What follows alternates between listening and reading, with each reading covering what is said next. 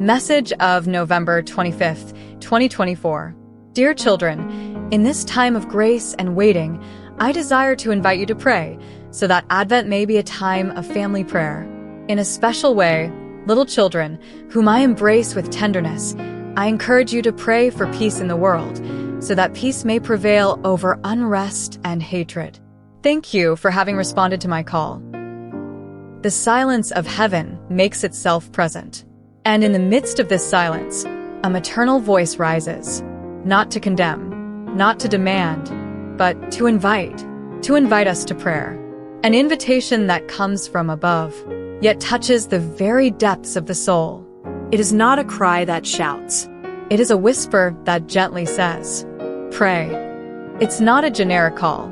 It's a personal invitation, addressed to me, To you, to every heart still beating, still believing, still hoping. Dear children, in this time of grace and expectation, I desire to invite you to pray. Here lies the beginning of everything, a time of grace, a time when heaven bends down, when eternity touches time, a time when the heart is called to open. And in this sacred time, Mary does not call us to anxiety, to activism, to despair. She calls us to prayer, not prayer as obligation, but as communion, not as an isolated act, but as a shared gesture of love, especially within the heart of the family, because Mary reveals to us, there is an urgency not found in the noise of the world, but in the stillness of the home, that Advent may be a time of family prayer. Family, the place where everything begins, where we learn to love, to hope, to trust. Mary gazes upon our homes, upon tired parents, distracted children, conflicted households, wounded hearts, and she longs to restore the altar of prayer within each home. Not mechanical prayer, not rushed between chores and distractions, but living prayer that gathers, that unites, that heals. A family that prays becomes strong, not because it avoids struggles, but because it learns to walk through them with faith. A family that prays becomes a light, not only for itself, but for the whole world. Because where 2 or 3 are gathered in God's name, there He is. And when He is present, peace arrives. But Mary knows, the world is not at peace. Peace is under threat, not only by external wars, but by inner wars. Restlessness has overtaken many hearts. Hatred spreads like a consuming fire. That is why her message does not stop at domestic prayer. It expands. Especially, dear children, whom I embrace with tenderness, I encourage you to pray for peace in the world. The mother who speaks is also the mother who embraces. She holds us with tenderness. She looks upon us with mercy. And even in our fragility, she calls us with confidence. She believes we can make a difference, that through our sincere prayer, we can touch the world. Pray for peace in the world.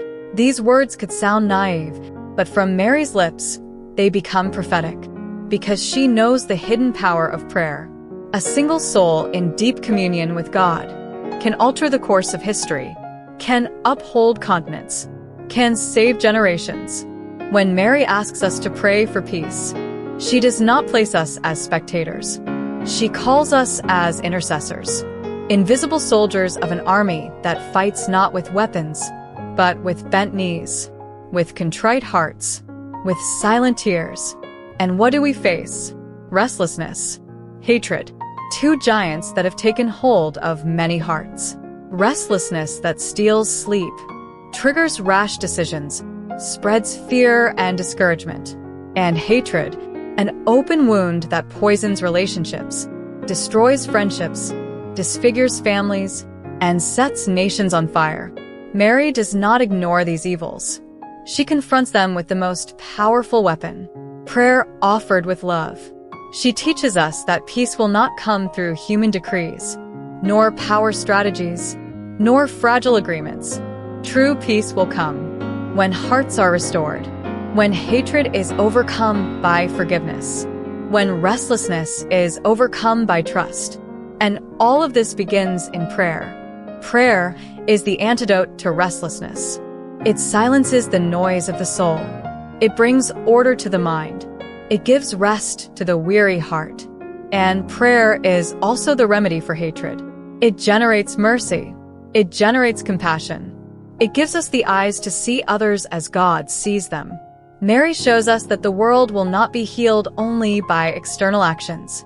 It will be healed when families return to prayer, when children kneel again with their parents, when spouses are reunited in prayer, when homes become little domestic churches. It is there, at that hidden and simple altar, that the world begins to change. You might wonder, but who am I? How could my prayer change the world? And Mary answers with a gaze full of tenderness. My little one, I embrace you, and I trust in you, because a prayer made with love is worth more than 1,000 empty words, because a humble heart reaches the heart of God, because God acts through the little ones. When we pray with the heart, we're not just speaking to God, we're allowing God to speak to us, to shape us from within, to transform us into living instruments of peace. Mary is the Queen of Peace, and like every good queen, she does not just rule. She protects. She guides. She fights for her own, but she also needs our collaboration. She needs our yes, our time, our faithfulness. That is why this message is so special, because it contains the full pedagogy of heaven. First, the invitation to prayer. Then, the emphasis on the family as the sacred ground of faith. Next, the mission to intercede for world peace. Finally, the assurance that Mary's tenderness accompanies and sustains us. None of this is far away. None of this is beyond our reach. It is possible to start now, to light the flame of prayer in our home, to become a sign of peace wherever we live, to love in the midst of hate, to trust in the midst of fear. Mary believes in us. And we? Are we ready to respond to her call? Are we ready to make our home a place of prayer? Are we ready to offer, with simplicity, our words, our silence, our intentions, for the sake of peace? The world needs prayer. The church needs prayer. Families need prayer. You need prayer. I need prayer. Mary is showing us the way. She does not impose. She proposes. She embraces us with tenderness. And with a mother's love, she says, "Dear children, pray for peace." And with this gesture, she rekindles in us a new hope. The hope that, despite everything, love can still triumph. May today be the day of a new beginning. The day we open our hearts again to prayer.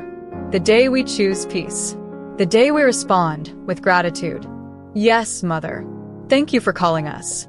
Thank you for reminding us that prayer transforms. Thank you for believing that, even though we are small, we can be instruments of God. Because when prayer returns to the center of life, everything finds its place. Fear dissolves. Restlessness falls silent. Hatred fades. And peace, that peace which comes from heaven, Reigns.